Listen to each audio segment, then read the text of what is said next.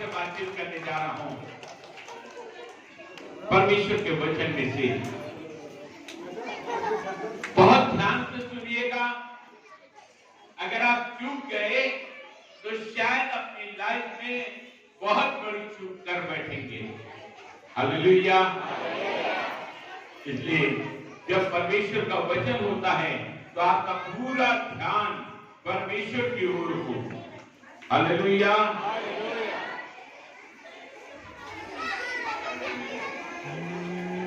Hallelujah. मेरे साथ निकाल लें गलतियों की पुस्तक,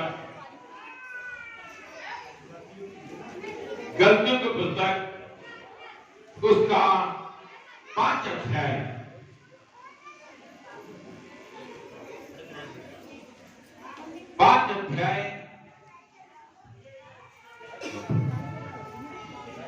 और उसके 7वें पद को पढ़ेंगे। 5 अध्याय उसके 7वें पद को, गलतियों की पुस्तक 5 अध्याय उसके 7वें पद को पढ़ा जा रहा है। बड़े ध्यान से सुनिए। तुम तो हाँ भली भांति दौड़ रहे थे। नहीं बेटा, 7वें पद को पढ़ें। धोखा ना खाओ, धोखा ना खाओ। परमेश्वर ठट्ठों में नहीं उड़ाया जाता। परमेश्वर ठट्ठों में उड़ाया नहीं जाता। क्योंकि मनुष्य जो कुछ बोलता है, क्योंकि वहां अलर्ट हो जाइए, क्योंकि बहुत बड़ी बात बताने जा रहा है परमेश्वर। पहली बात तो उसने बताई, परमेश्वर ठट्ठों में उड़ाया नहीं जाता।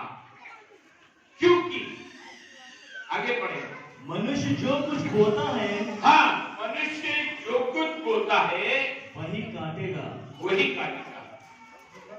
एक हम लोग गीत गाते हैं, कोई उधर तुरवा तो अनार ना मिली, मानुष का चुलवा परम्पार न मिली। जो कुछ आदमी बोता है वही काटता है। अगर आप गेहूं बो के आए हैं तो कटीली झाड़े नहीं काटेंगे। यदि आप जो है धान बो के आए हैं तो धान ही काटेंगे। हालेलुया। यहाँ परमेश्वर का वचन एक बात बतला रहा है, मनुष्य जो कुछ बोता है वही काटता है। आगे पढ़ें। क्योंकि जो अपने शरीर के लिए बोलता है, जो शरीर के लिए बोलता है, वह शरीर के द्वारा, वो शरीर के द्वारा विनाश की कटनी काटेगा। विनाश की कटनी काटेगा। और जो आत्मा शरीर के द्वारा जो कुछ बोया जाएगा, मनुष्य कभी भी अच्छा नहीं सोचता। जो शारीरिक मनुष्य है उसके विचार जब आते हैं तो विचार जो है अच्छे नहीं होते। इसकी बुराई, उसकी बुराई, इसका वो, इसका नोचो, उसका घसोटो। क्या है जो शरीर के द्वारा बोलता है? शरीर के द्वारा बोलना क्या हुआ कि जैसे आप जो हैं शारीरिक काम करते हैं, शरीर अपने बारे में सोचता है, खुदा के बारे में नहीं सोचता। शरीर जो है, मनुष्य अपने जो विचारों में पड़ता है तो वह अपने ही शरीर के बारे में सोचता है, क्या लालसा मिल जाए। और लालसा करता है, जब लालसा करता है तो पाप उत्पन्न होता है, और पाप जब उत्पन्न होता है तो विनाश की कटनी काटता है। हालेलुया। कितने लोगों को यहाँ तक बात समझ में आ गई? जो शरीर के लिए बोलता है वो विनाश की कटनी काटता है। आगे पढ़ें। और जो आत्मा के लिए बोलता है, जो आत्मा के लिए बोलता है, वो आत्मा के द्वारा, वो आत्मा के द्वारा अनंत जीवन की कटनी काटेगा। अनंत जीवन की कटनी काटेगा। एक मनुष्य यीशु के पास आया, बहुत धनी आदमी था, और यीशु के चरणों में भी गिर गया। यीशु के चरणों में गिर के उसने सजदा किया यीशु को और कहने लग गया, हे उत्तम गुरु, मैं अनंत जीवन की लिए क्या करूं? यीशु ने कहा, तू चोरी मत करना, तू हत्या न करना, तू व्यभिचार न करना। कहने लगे, ये आज्ञाएं तो मैं जन्म से मानता आया हूं, छोटेपन से मानता आया हूं। यीशु ने उसकी तरफ देखा और यीशु ने कहा कि तुझमें एक बात की घटी है। हालेलुया, क्या बात की घटी हो सकती है? यीशु ने कहा, तुझमें एक बात की कमी है। तू अपना सारा माल बेचकर कंगालों में बांट दे और मेरे पीछे हो ले, स्वर्ग में तुझे एक बड़ा धन मिलेगा। उसने विश्वास नहीं किया क्योंकि वो शारीरिक मनुष्य था, वो शरीर की लालसाओं पे जिया करता था। उसने मन में सोचा कि यीशु मुझे जो है कंगाल बनाना चाहते हैं, और लिखा है कि वो वहां से निराश होकर लौट गया। शारीरिक मनुष्य शारीरिक दशा में सोचता है, लेकिन आत्मिक मनुष्य आत्मिक दशा में सोचता है। यीशु ने उसके आपने बोला कि मनुष्य का, धनी मनुष्य का स्वर्ग के राज्य में प्रवेश करना उतना ही कठिन है जितना कि सुई के नाके से ऊंट का निकल जाना सहज है। ऊंट सहजता के साथ सुई के नाके से निकल सकता है, लेकिन धनी व्यक्ति जो है वो स्वर्ग के राज्य में प्रवेश करने नहीं पाएगा। क्या यीशु चाहते हैं कि आप कंगाल रह जाएं? इस वचन को ये मत सोचिएगा कि आपको कंगाल बनाने के लिए यीशु बुलाए।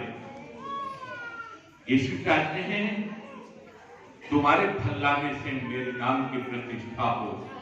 यीशु चाहते मैं कंगाल बन गया, तुम धनी बन जाओ, लेकिन ऐसे धनी नहीं जो शारीरिक मनुष्य हो।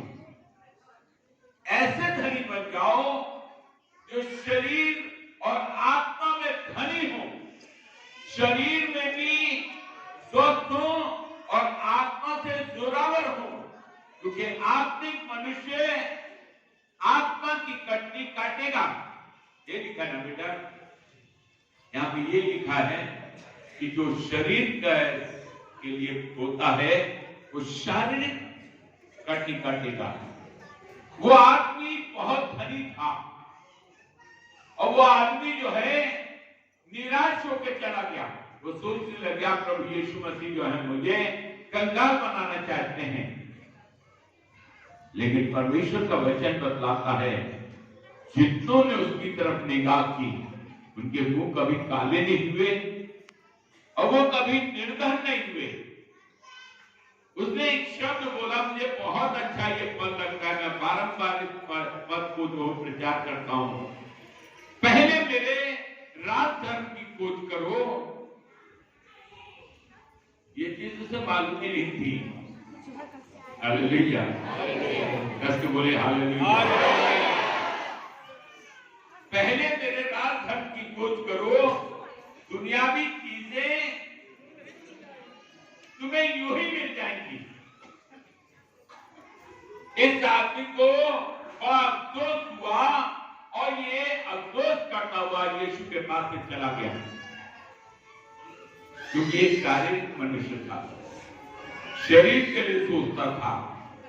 लेकिन यीशु कह रहे हैं जो आत्मिक मनुष्य है वो आत्मा की कटनी काटेगा। इसी पृथ्वी पे 100 गुना और वहां पे अनंत जीवन का वादा यीशु ने किया आपसे। हालेलुया। यहां पे हम चाहे, पहली बात तो यीशु मसीह को मानने वाला कोई भी मनुष्य गरीब नहीं होता। अगर हम गरीब भी हैं तो भी हमें भर पेट खाना मिल रहा है, हमारे पास सुख सुविधा की सारी चीजें हैं। Hallelujah, hallelujah. परमेश्वर कहता है जो कुछ तुम बोगे इस पृथ्वी पे वैसे ही कटनी तुम काटोगे। जो शरीर के लिए बोएगा या आदमी शरीर के लिए बो रहा है तो ये विनाश की कटनी काटेगा, और जो आदमी जो मनुष्य आत्मा की कटनी काटेगा। एक मनुष्य आपको मिलाते हैं, उसका नाम यह है जक्कई था। जब यीशु ने बोला कि धनी व्यक्ति का स्वर्ग के राज्य में प्रवेश करना मुश्किल है, तभी उसे एक आदमी मिल गया। Hallelujah, hallelujah. ये आदमी की लालसा ये नहीं थी कि यीशु से कुछ दे। यीशु से कुछ दे इस लालसा से वो यीशु के पास नहीं आया,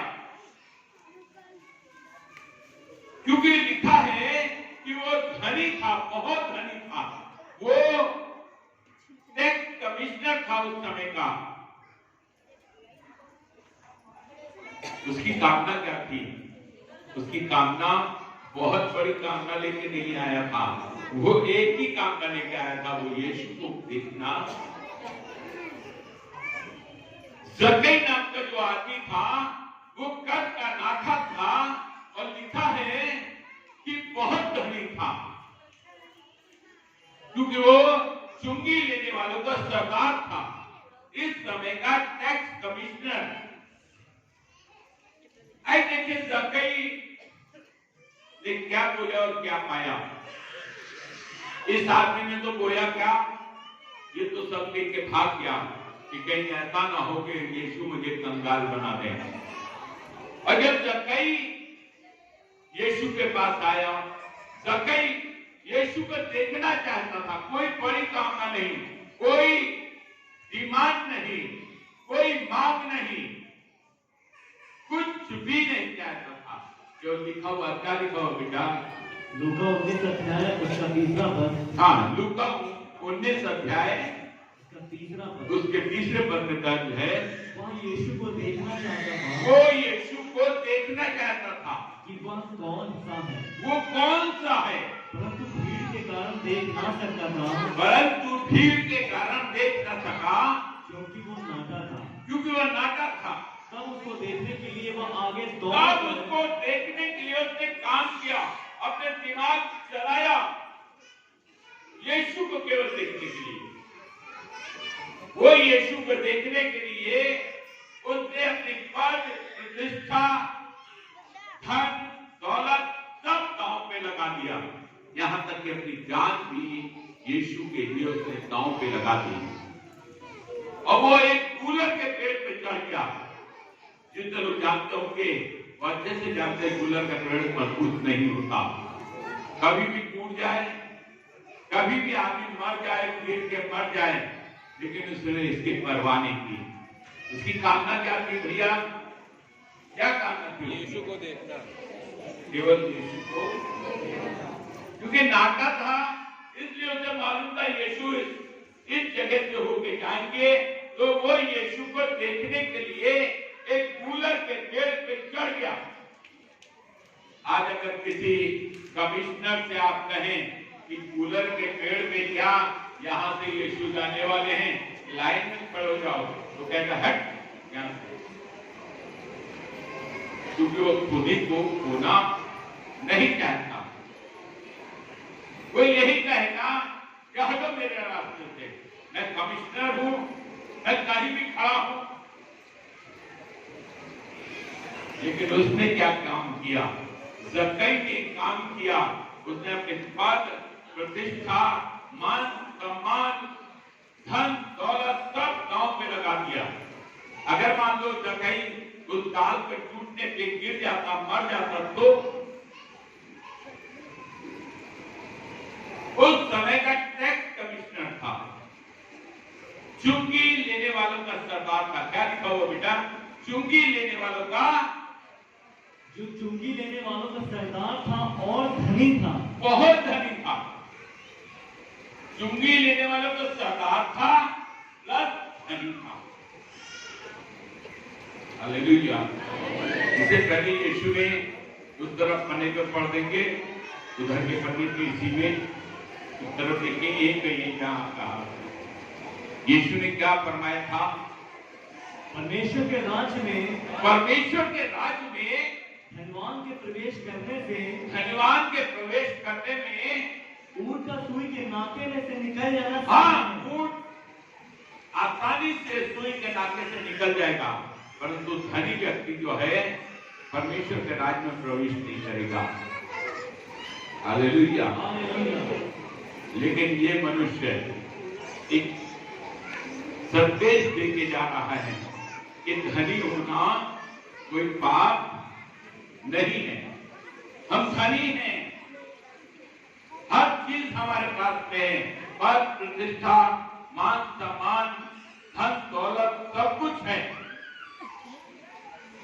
और इसने क्या किया? सबको दरकिनार कर दिया और वो जो है एक कूलर के पेड़ पे चढ़ गया।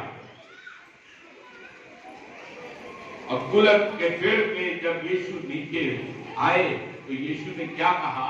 पढ़े बेटा। जब यीशु उस जगह पहुंचा तो ऊपर दृष्टि करके उससे कहा, ऊपर दृष्टि की और उससे कहा, जक्कई झट उतरा, हे जक्कई झट उतरा, क्योंकि आज मुझे तेरे घर में रहना अवश्य है। हालेलुया।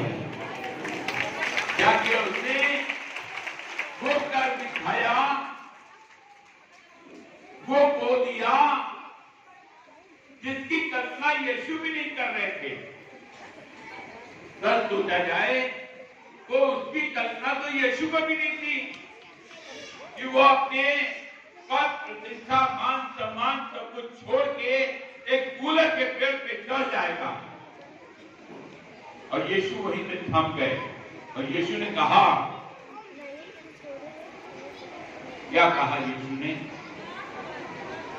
कितने चोर हैं, ताली बजाने जोर करके मतलब सभी चोर हैं। हालेलुया। जो जग रहे हैं वो जोर से हालेलुया बोले।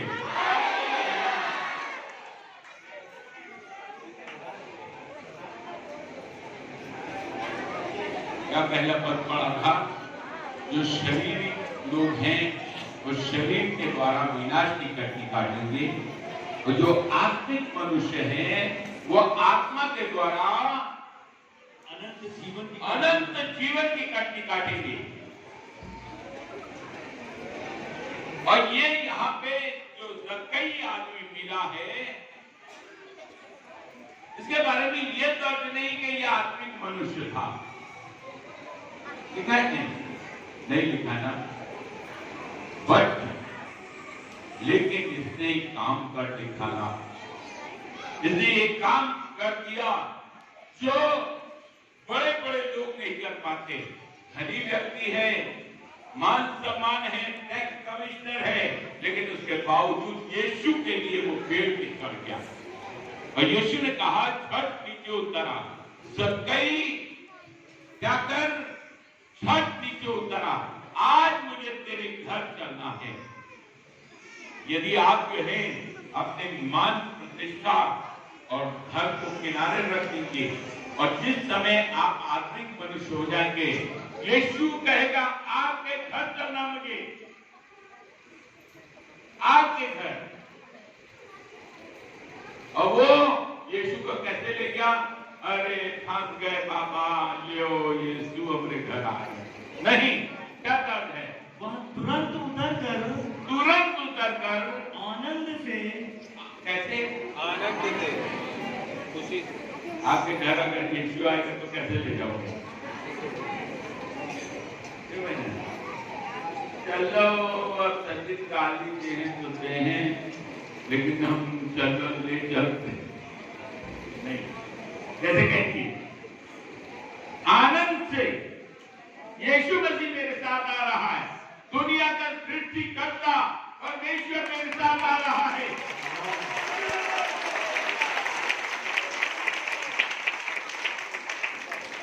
जब यीशु आएगा तो क्या आप विनाश की कटनी काटेंगे? नहीं, आप विनाश की कटनी नहीं काटेंगे, आप आनंद की कटनी काटेंगे। और ये जब यीशु उसके घर में गया और यीशु बैठा हुआ था, कोई बात नहीं, कोई कम्युनिकेशन नहीं, यहाँ पे कोई वार्तालाप नहीं हुआ कि यीशु ने कहा तुम धनी हो, अपना धन गरीबों को दे दो।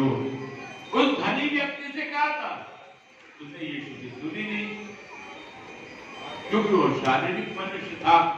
थोड़ी देर में ये बंदा जिसका नाम जक्कई है, इसने एक काम किया, बोलना शुरू कर दिया।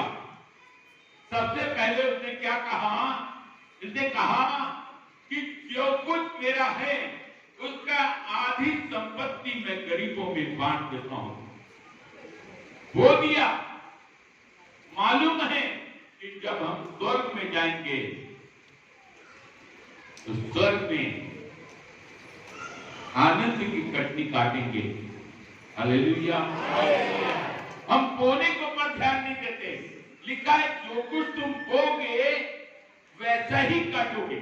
अगर तुम गेहूं को क्या रहे हो तो आप चाहो कि तिल की फसल काटते तो नहीं होगा, नॉट पॉसिबल। बोलियो धतुरवा तो अनाप न मिली और मानुष का चुलवा बारंबार न मिली। जब आपको बोने का मौका मिले, आज मेरा विषय केवल आपके लिए बोने का है। क्या बो रहे हो आप? बुराई बुराई बोल रहे हो तो बुराई बुराई कटनी काटोगे। अब भलाई भलाई बोल रहे हो तो भलाई की कटनी काटोगे। इसने खड़े होकर क्या कहा बेटा? पढ़ते हैं 8वां पद। हाँ, जक्कई ने खड़े होकर प्रभु से कहा, हे प्रभु देख, हे प्रभु देख, मैं अपनी आधी संपत्ति कंगालों को दे दूंगा। और यदि किसी का कुछ भी अन्याय करके ले किसी लिया का है, कुछ भी अन्याय, इसके मन में पश्चाताप है। आत्मिक मनुष्य हो गया केवल यीशु के आने से। क्या किसी का अगर कुछ भी हमने अन्याय से लिया है तो उसे चौगुना लौटा दूंगा। ऐसा कोई मनुष्य मिलेगा नहीं। जबकि इसी के पहले प्रभु यीशु ने कहा कि धनी व्यक्ति का स्वर्ग के राज्य में प्रवेश करना उतना ही कठिन है, लेकिन एक सुई के नाके से ऊँट का निकल जाना सहज है। लेकिन यहाँ पे यीशु के उन्हीं शब्दों का उसने खंडन कर दिया। क्या आधी संपत्ति गरीबों में बांट दूंगा और जिसका मैंने बेईमानी से कुछ लिया है उसको मैं चौगुना लौटा दूंगा। बोल दिया इसने। क्या बोल दिया? अपनी सारी संपत्ति बो दी इसने। फिर क्या हुआ? तब यीशु ने उससे कहा, आज इस घर में उद्धार आया है। लोगे तो देखो तुम्हारे घर में उद्धार आ जाएगा।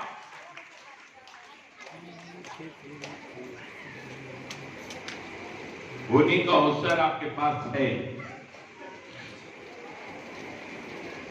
लेकिन क्या आप बो रहे हो और क्या काटने की तैयारी कर रहे हो? वो क्या रहे हो बबूल और काटना चाहते हो धान? कैसे होगा? कैसे होगा? लिखा हुआ यहां पे,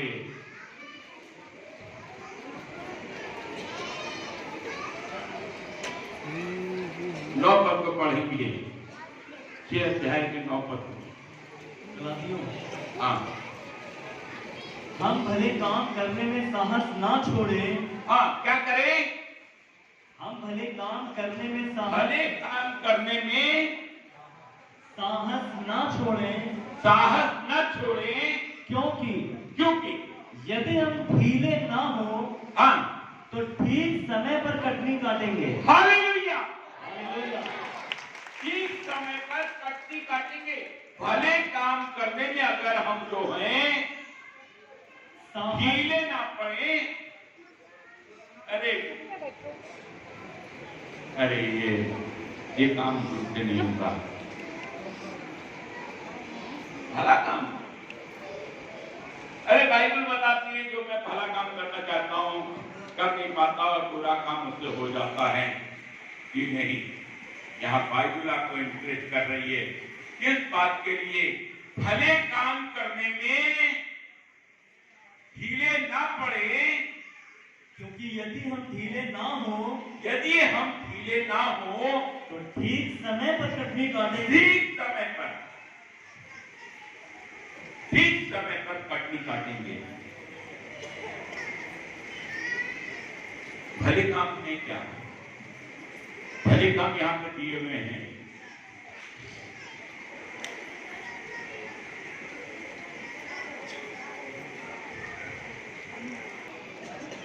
भले काम है क्या?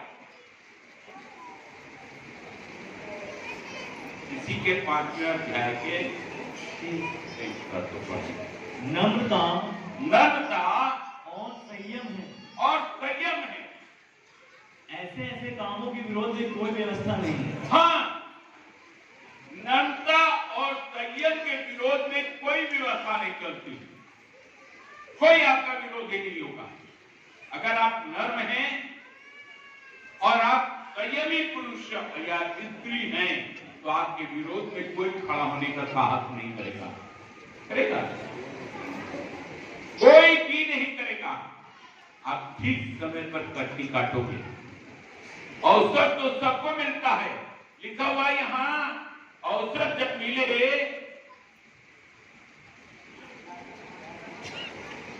10वें पद को पढ़ेंगे।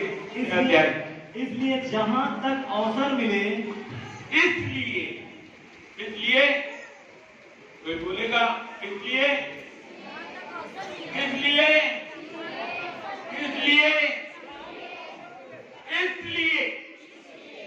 जब इसलिए आ जाए तो सतर्क हो जाइए। इसलिए परमेश्वर पूछता है इसलिए, आप बोल रहे हैं इसलिए जहां तक अवसर मिले हम सबके साथ भलाई करें।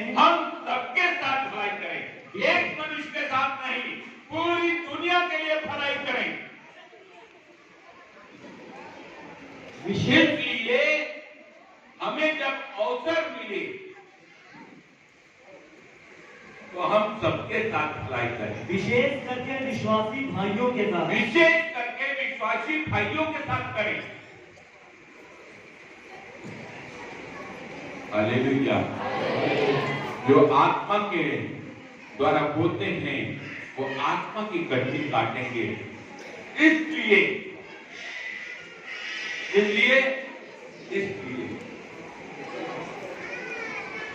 क्या करो? अवसर की खोज में रहो। कब किसके लिए भलाई करने का अवसर आ जाए।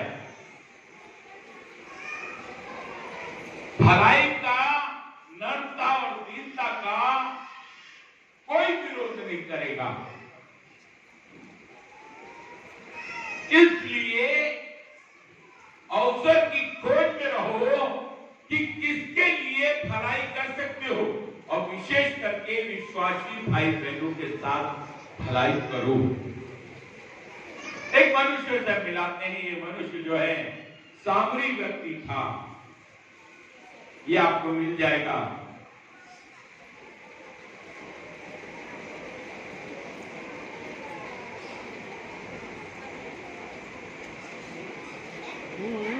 लूका रचित सुसमाचार 15 अध्याय। एक मनुष्य है जो सामरी है और ये मनुष्य को एक अवसर मिला है भलाई करने का। ये सामरी मनुष्य है पढ़ देंगे बेटा?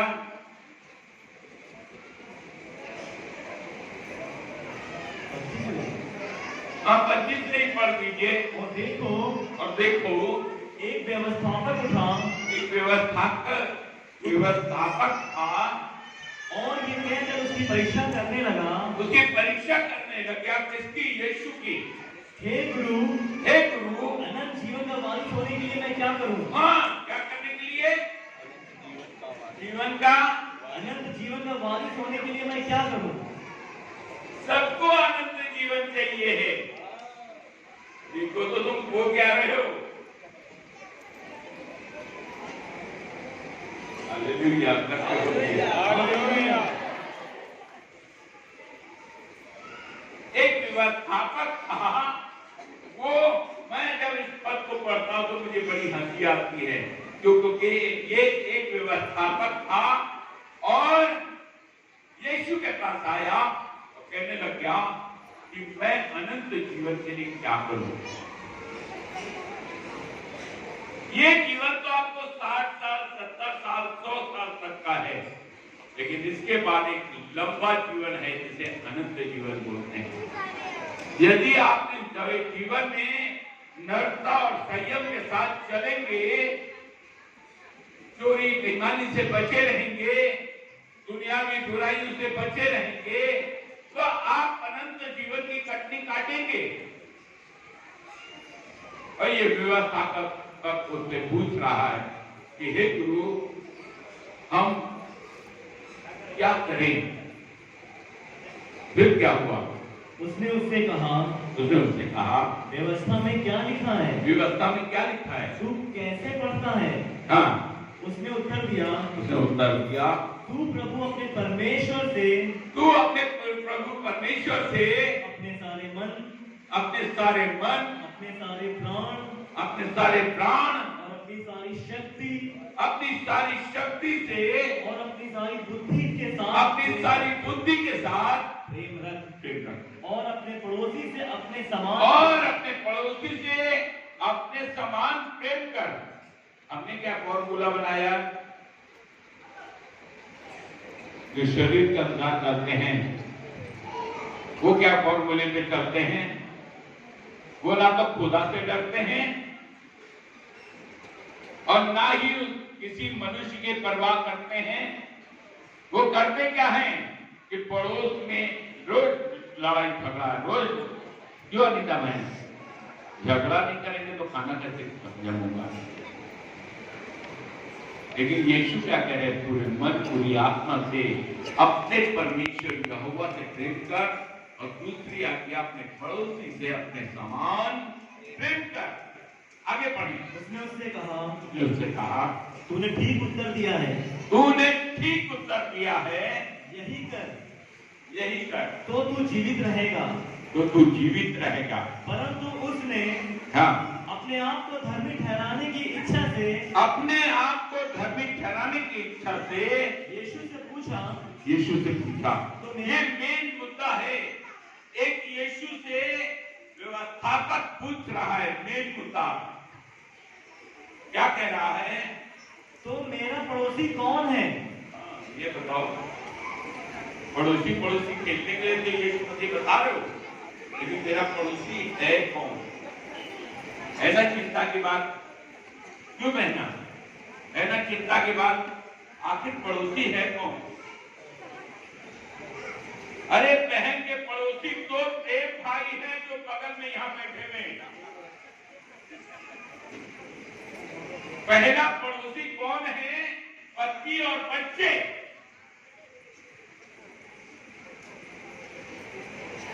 अपने पड़ोसी से अपने समान प्रेम करो। यदि वो ही नहीं कर पा रहे तो क्या करोगे? बगल वाले से तो रोज झगड़ा होगा। क्या कह रहा है प्रभु यीशु? व्यवस्थापक क्या कह रहा है? अनंत जीवन के लिए मैं क्या करूं? और यीशु ने क्या उत्तर दिया कि अपने पड़ोसी से अपने समान प्रेम करो। उसने कहा शत्रु से अपने समान प्रेम करो। जब तेरा शत्रु भूखा हो उसे खाना खिला, और जब वो प्यास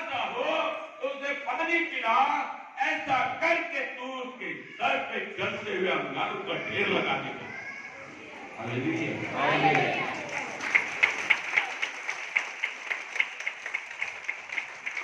क्या भैया, हम बगल वालों का तो बड़ा ख्याल रखते हैं, आस पड़ोसियों का बड़ा ख्याल रखते हैं, लेकिन बीवी से रोज झगड़ा करते हैं, बच्चों को खूब गाली देते हैं।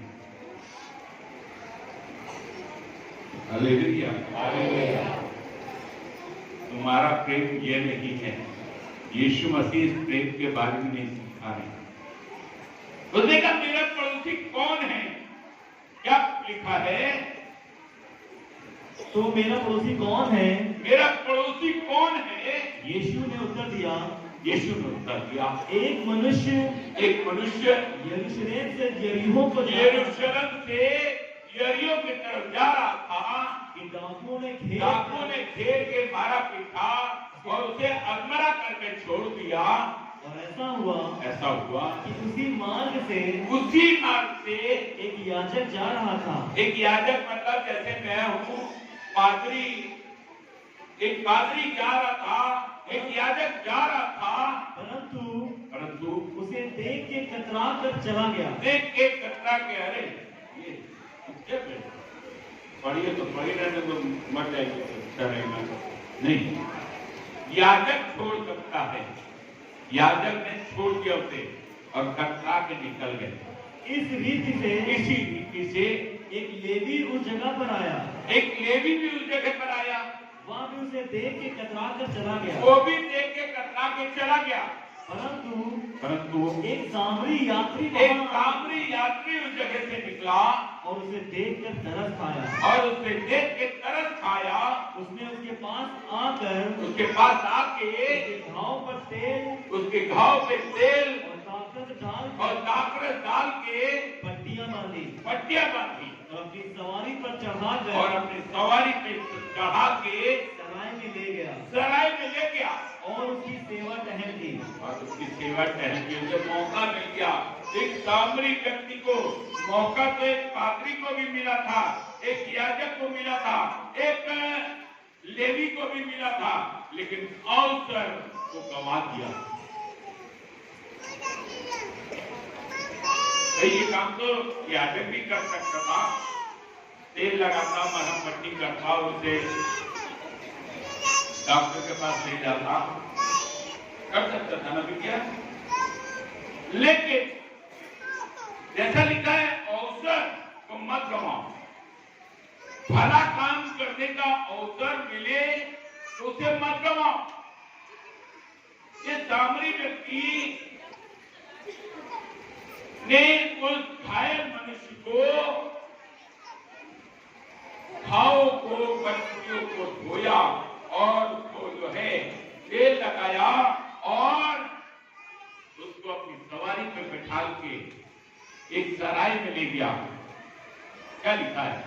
सवारी पर चढ़ा कर सराय में ले गया। हाँ। और उसकी सेवा टहल की। दूसरे दिन उसने 2 दिनार निकाल के सराय के मालिक को दिया और कहा इसकी सेवा टहल करना और जो कुछ और लगेगा वो मैं लौटने में दे दूंगा। अवसर को बहुमूल्य जानो। अगर आपको अवसर मिल रहा है किसी की सहायता करने के लिए, यू आर प्रेशियस। आप धन्य मनुष्य, धन्य पुरुष, धन्य स्त्री हैं। कब? जब आप दूसरों की सेवा करने के लिए तत्पर हैं। अपने पड़ोसी, उसका तो कोई जान पहचान नहीं थी, लेकिन उसका सच्चा पड़ोसी कौन निकला?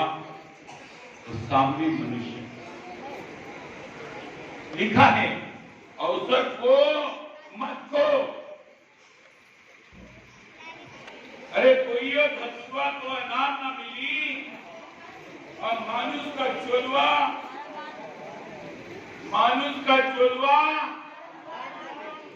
तो बोलिए, मानुष का चोलवा बारंबार नहीं मिलेगा। ये जो मिला हुआ है चोले में रह के आप लोगों की सहायता और मदद करिए, क्योंकि यहाँ परमेश्वर का वचन, मैं एक छोटी सी लाइन के साथ में इस वचन को यहीं पे विराम लगाता हूं और ये वचन आप अपने में अगर ग्रहण करेंगे तो परमेश्वर की महिमा को देखने पाएंगे।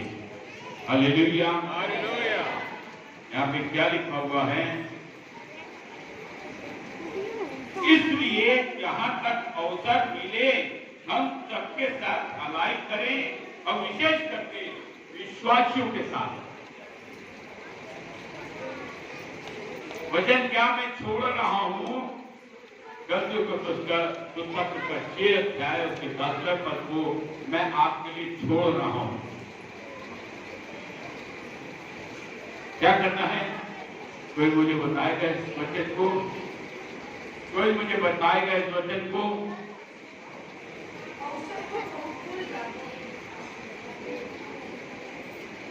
एक बार पढ़ के बता दें, फिर उसके बाद इसलिए जहां तक अवसर मिले हम सबके साथ भलाई करें। किसके साथ भलाई करें? सबके साथ। विशेष ये जो है सामरी मनुष्य उस आदमी को नहीं जानता था,